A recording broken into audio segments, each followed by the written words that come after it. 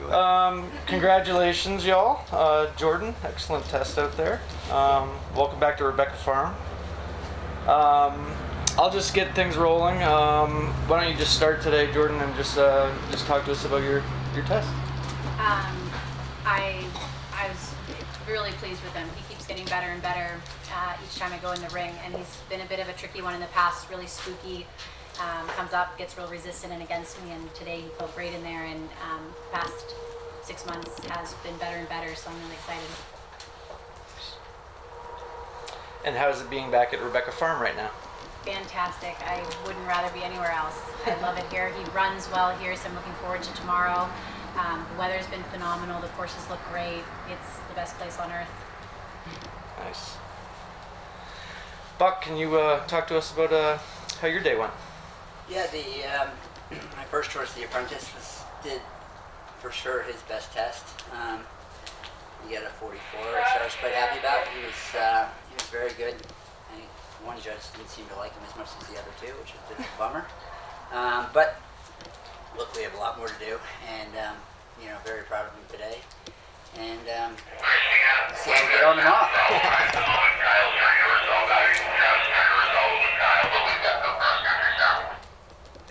And Tammy, congratulations on your test today. Thank you.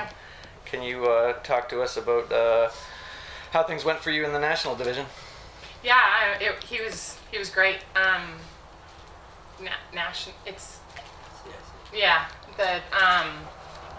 He went in there, and there's quite a bit of atmosphere in that ring, and but it made him fancier and kind of come up, and I was really pleased with him. He did great. I had not the test I wanted, last month when I was at Great Meadow, and we came home and worked with my dressage trainer and kind of had a strategic plan of how to warm him up, and it helped a lot, so I was really pleased. Excellent. Any specific questions on the dressage test from any other media? No? When did each of you get here? When? Yes. When did you arrive? I got here on Monday. Yep, I got here Monday night as well. Tuesday morning, Monday night, Tuesday morning. Buck, how did your horses travel and how did they get here?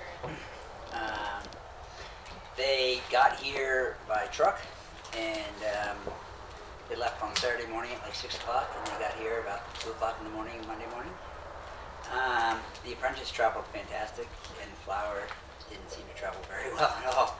And so, I don't know what really happened, but yeah, it was an easy trip. There were two girls in the back with the horses, and the driver did a good job driving here, and they both arrived safe and sound. And Flower seems to have done something to her shoulder, but I'm not sure if that was in the truck or I'm not sure where it was. But she's just has had some spasms in her shoulder this whole week, and haven't really been able to bend her to the left. So she was definitely a little bit improved today, but I wasn't sure I was even going to be able to go in the dressage ring, and I'm still not sure I'll be able to go cross country tomorrow. But as long as she's fine at the end of the weekend, I don't really care whether we go or we don't go. But first and foremost is that she's got to be okay, for the rest of the year and for the rest of her life. So can we look to tomorrow a little bit, Jordan? Just you briefly touched upon it, but talk about this new course out there. I think the course looks big and long. Coming off of Capato ran, the last he ran was a 2-star up in Area 7 in Washington Aspen Farms, and he was great and bold. He ran there coming off of Kentucky, his first 4-star, where he felt pretty green going around that track. I know the weather probably contributed to part of that, but it was the first time. He's always been a really big, bold cross-country horse, and he came out of the box a little bit more backed up from those fences, which is to be expected, but my previous horse didn't do that. He was the same from novice through the 4-star level. So I plan to get Capato a lot of experience this year, and then I also went back to that 2-star level to just get him confident again. And this course to me looks, there's a lot of tough questions similar to what was out at Kentucky. So, I hope that he doesn't feel quite as green as at Kentucky. The tracks hopefully will be fantastic, and I hope that I have that big bowl horse tomorrow because I'm going to need it. Any additional thoughts, Buck, on tomorrow? Yeah, it's the weather should be perfect. I hope they do a bit of work on the ground. It's a bit firm in places, especially down by the road. But they say they're going to spike it and water it, so that would be huge because I know it's been dry out here, but the ground is definitely a bit firm.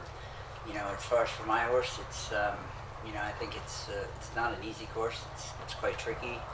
It's almost, for me, the gallop fences are almost a little bit too small and to help hold the horse, but then the combinations are quite big and substantial. So, it'll be a unique test in that, you have to look after them at the sort of gallop fences, but then you really need to be on your game for the combinations, because combinations are right up to size. And, so it'll be, and it seems to be long. I think it's 10:41, but it walks like it's a long way to go. And the last quarter is quite a lot to do. You got to climb the hill and go back straight down the hill over a big jump, 2 corners on a bendy line. So it'll be a fitness test, and I don't think it'll be a dressage competition. How about you, Tammy? My horse, it's going to be his second CIC 3-star, but the first 3-star he did was quite soft because it was for the Pan Am prep trial. So I feel like this is the combinations, like Buck said, they're quite substantial. So I'm, gonna give it a go and ride my hardest, and hopefully he is up for the challenge.